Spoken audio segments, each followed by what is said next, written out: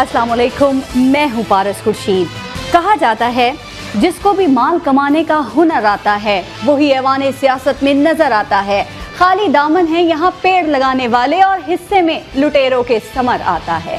बात तो सच है, लेकिन बात है रुसवाई की।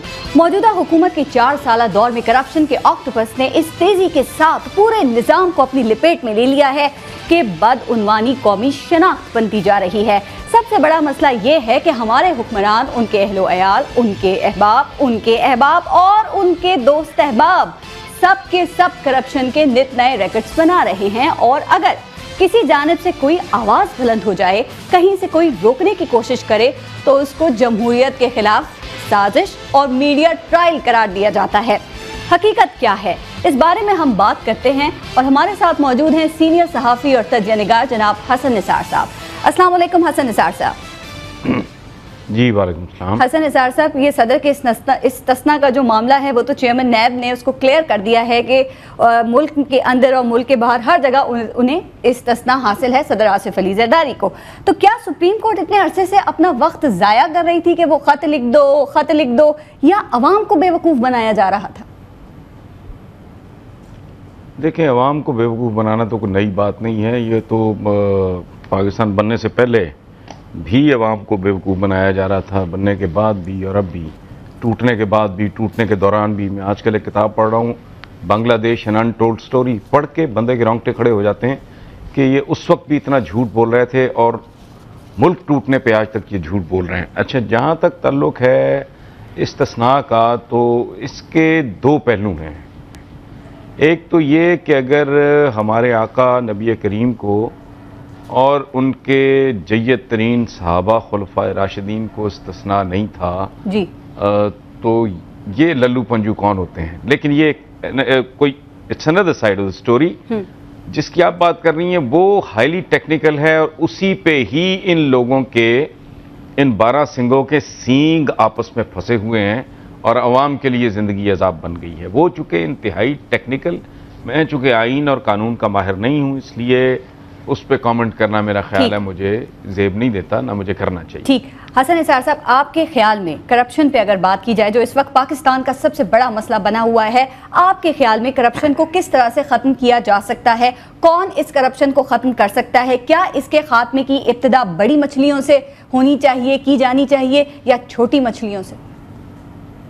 देखिए, एक बहुत घिसा पिटा सा मुहावरा है और रशियन भी है, साइबेरियन भी है, तो काफ़ी ज़ुबानों में ये मुहावरा है और एग्जैक्टली इन्हीं लफ्ज़ों में है कि fish rots from the top. ठीक है, सो बेसिकली तो ऊपर से सिलसिला शुरू होता है। लेकिन एक बात मैं आपको बताऊं कि करप्शन और पाकिस्तान ये ट्विन्स हैं, ये जुड़वा भाई समझ लें या जुड़वा बहन भाई समझ लें, क्योंकि पाकिस्तान और करप्शन एक साथ पैदा हुए थे। पाकिस्तान बनते ही पहली जिस चीज़ ने जन्म लिया वो थे जाली क्लेम्स और जाली ज़ातें। इतना सैयद पूरे सऊदी अरेबिया में उतनी आबादी नहीं है जितना माशाल्लाह सैयद पाकिस्तान में पाया जाता है जी। ठीक। अच्छा, एक ज़माने में जो निचली जातें, सो कॉल्ड, मैं हकारत से नहीं कह रहा, मुझे और लफ्ज़ सूझ नहीं रहा, कि लोग दिखाई देते थे ये मोची है, ये धोबी है, ये तेली है, ये नाई है, ये चमार है, ये कुमार है। अब आप देखें, सारा को मलक है, को भट्टी है, को सैयद है, को शाह है, को मियाँ है, मतलब ये भी करप्शन की, जहां आप अपनी वल्दियतें तब्दील कर लें जी। ये तो लोग जाली डिग्रियों को रोते हैं, यहाँ का तो आगाज ही बड़ा खौफनाक है कि जाली क्लेम और जाली जातें।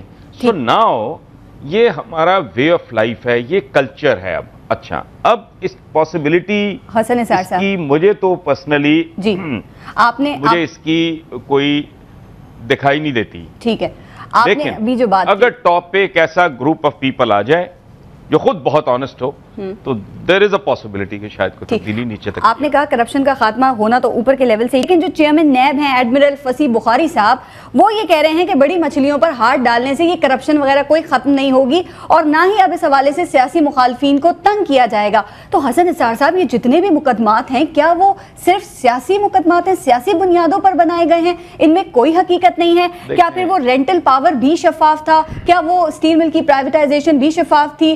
اور جو ملک سے باہر اثاثے نہیں ہیں، کیا موسیٰ گیلانی کو کسی غلط کیس میں ملوث کیا جا رہا ہے، زبردستی ملوث کیا جا رہا ہے، اور وہ ایفیڈنٹ کوٹا وہ بھی شفاف تھا؟ کیا یہ تمام مقدمات اور اس جیسے اور جتنے بھی مقدمات ہیں وہ سارے سیاسی بنیادوں پر بنے ہیں؟ نہیں، دیکھیں بات سنیں، سیاسی بنیادوں پہ بھی بنتے رہے ہیں، اس میں کوئی شک نہیں ہے، وہ مکمل طور پہ غلط بات نہیں کر رہا ہے، لیکن ایک بڑی دلچسپ بات ہے، چند روز پہلے میں نے یہ ایک تھیسس سمجھنے ایک آئیڈیا میں نے فلوٹ کیا ہے کہ اس ملک میں ایسے بدکار، بدمعاش اور کرپٹ لوگوں کی کمی نہیں ہے جو جینوئنلی خود کو انوسنٹ سمجھتے ہیں. یعنی ایک خاص طرح کی کرپشن ہے جس کو وہ کرپشن سمجھتے ہی نہیں.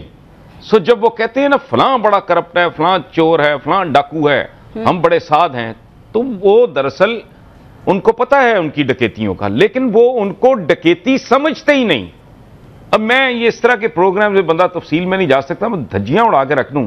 دیکھیں، modern money means access to classified information. Please let me repeat. جی، جو جدید پیسہ ہے، ماڈرن منی، اس کا مطلب ہی ہوتا ہے کہ ایسی انفارمیشن تک آپ کی رسائی ہو جو عام آدمی کو میسر نہیں. اگر میں جانتا ہوں کہ فلاں جگہ ایئرپورٹ بننے والا ہے، میں اقتدار میں بھی ہوں، مجھے بینک بھی فائنانس کر دے گا، کلاسیفائڈ انفارمیشن میرے پاس ہے، میں وہاں جا کے ٹکے ٹوکری زمین لے لوں گا اور 1000 گنا زیادہ پہ بیچ دوں گا، اور پھر میں کہوں گا میں تو کرپٹ ہی نہیں ہوں. میں بینک سے نیل مارجن پہ 1 ارب روپے کا کوئی سامان منگواتا ہوں باہر سے، جی، ڈیوٹی دیتا نہیں، بانڈڈ ویئر ہاؤس میں لا کے رکھ لیتا ہوں، فنشڈ گڈز بنا کے اس کو بیچ کے اس پہ 2-2.5 ارب روپیہ کما کے میں گورنمنٹ کو ڈیوٹی بھی دے دیتا ہوں، بانڈڈ ویئر ہاؤس کا کرایہ بھی دے دیتا ہوں، اور بینک کو اس کی انویسٹمنٹ بھی واپس کر دیتا ہوں. تو ظاہر ہے مجھ سے آپ قرآن اٹھوا لیں کہ میں نے کرپشن نہیں کی. بالکل، یہ کاروباری فنکاری ہے. اس ملک میں اس طرح کے بدماشوں کی کمی نہیں ہے.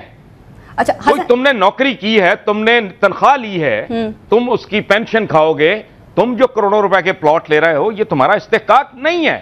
بالکل ٹھیک ہے. لیکن وہ پولیس کو سمجھتے ہیں کہ یہ کرپشن ہے ہی نہیں. آپ مختلف فورمز پہ بات کرتے ہیں اور یہ چیزیں ڈسکس بھی ہو رہی ہیں، آپ لکھتے، آپ کے علاوہ اور بھی بہت سارے لوگ ہیں جو لکھتے بھی ہیں، مختلف فورم سے بات کر رہے ہیں. ابھی بھی جو ہم بات کر رہے ہیں وہ ایشوز ہیں جو ملک و قوم کے لیے اہم ہیں اور جو ملک و قوم کی بدنامی کا باعث بن رہے ہیں. لیکن حسن نثار صاحب، اس طرح کی ڈسکشنز میں، اس طرح کی تحقیقات میں اگر کسی ٹاپ گن یا بڑے لوگوں کے نام آتے ہیں تو اگر ان سے جواب طلب کیا جاتا ہے تو کیا یہ ان کا میڈیا ٹرائل ہے؟ کیا ان کی شخصیات کو میڈیا ٹارگٹ کر رہا ہے؟ کیا واقعی ایسا ہی ہو رہا ہے؟ دیکھیں، اس کے 2 پہلو ہیں. پہلے تو میں چونکہ I am a part of the media, print بھی اور الیکٹرانکس بھی، میں چونکہ اس کا حصہ ہوں، پہلے مجھے اپنا ایک اعترافی بیان دینے دیں. میں اپنے گھر سے شروع کرتا ہوں کہ ہم لوگ مبالغہ آرائی کرتے ہیں، سینسیشنلائز کرتے ہیں، چیزوں کو ڈرامٹائز کرتے ہیں، اس میں کوئی شک نہیں. چونکہ خاص طور پہ الیکٹرانک میڈیا کی عمر چھوٹی ہے، قوم جذباتی ہے، اور اس پہ پلے کرنا ہوتا ہے، ریٹنگ شیٹنگ، یہ اس طرح کے معاملات، وہ اپنی جگہ پہ ایک ریالٹی ہے. لیکن یہ کہنا کہ یہ میڈیا ٹرائل ہے، یہ تھوڑی سی اس میں جہالت بھی ہے. میڈیا کا قصور ہوگا اس میں 10 to 15%. میں بہت آنیسٹلی آپ کو کہہ رہا ہوں، اگر میں اس کی ورک آؤٹ نہیں کر سکا پرسنٹیج تو اس کو آپ میری جہالت سمجھیں، میں زیادتی نہیں کر رہا. 10 to 15% جو ہے میڈیا جو حرکت کرتا ہے الٹی سیدھی، جس میں بھی پرووک ہوتا ہوں، اریٹیٹ ہوتا ہوں. لیکن یہ جو بات کرتے ہیں میڈیا ٹرائل کی، ان لوگوں کو سمجھنی ہے بنیادی طور پہ چونکہ جاہل لوگ ہیں، یہ پڑھے لکھے نہیں ہیں.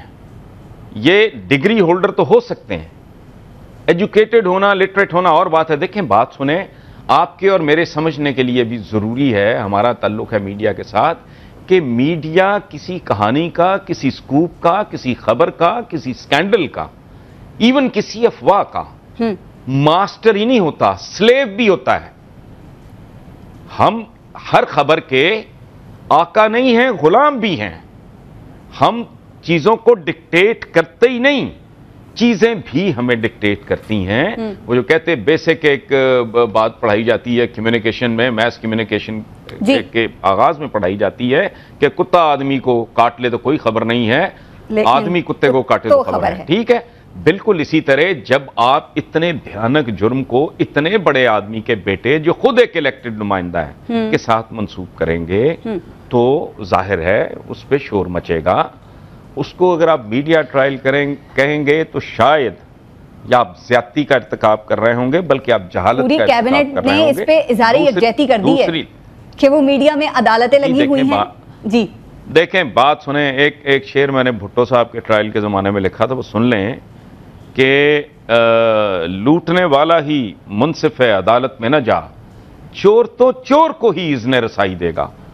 اور یہ ہے کہ ہمیں خبر ہے خبیثوں کے ہر ٹھکانے کی, یہ میرا شعر نہیں ہے, دوسرا میرا نہیں ہے جی, ہمیں خبر ہے خبیثوں کے ہر ٹھکانے کی, شریک جرم نہ ہوتے تو مخبری کرتے. ٹھیک, یہ آپ اس پہ پلیز حیران نہ ہوں, آپ مجھ سے جونیئر ہو, اپنی حیرت آپ بڑے بڑے کاموں کے لیے بچا کے رکھیں. بھائی چوروں کی ایسوسی ایشن ہو, ڈاکوؤں کی یونین ہو, جیب کتروں کا کوئی گینگ ہو, ظاہر ہے ان کا ایک کنسنسس ہوگا. بالکل, اس میں دونوں انتہاؤں پہ نہیں جانا چاہیے, وہ زیر بحث ہوں گے. کرائم بہت ہینیس ہے, بہت خوفناک ہے, قتل سے بڑا ہے. ٹھیک ہے, ٹھیک, بالکل. یہ جو اسکینڈل ہے, اچھا جو بندہ جس کے بارے میں بات ہو رہی ہے وہ نتھنگ لیس دین اے پرائم منسٹر کا بیٹا ہے, خود بھی الیکٹڈ آدمی ہے, سو بات تو ہوگی. لیکن میڈیا کو ٹون میں تھوڑی احتیاط کرنی چاہیے کہ ملزم کو مجرم کی طور پہ ٹریٹ مت کریں آپ. جی بہت شکریہ. ہمارے ساتھ سینئر اینالسٹ جرنلسٹ موجود تھے چار صاحب, اور ان کا کہنا یہ تھا کہ میڈیا کو بھی تھوڑی بہت احتیاط کرنی چاہیے, لیکن یہ سراسر کہہ دینا کہ یہ میڈیا ٹرائل ہے یہ غلط چیز ہے. بریکنگ نیوز اور اس کے اثرات, اس پر ہم بات کریں گے سینئر صحافی اور تجزیہ کار مجاہد بریلوی صاحب سے, لیکن ایک بریک کے بعد آپ دیکھتے رہیے گا 30 منٹ.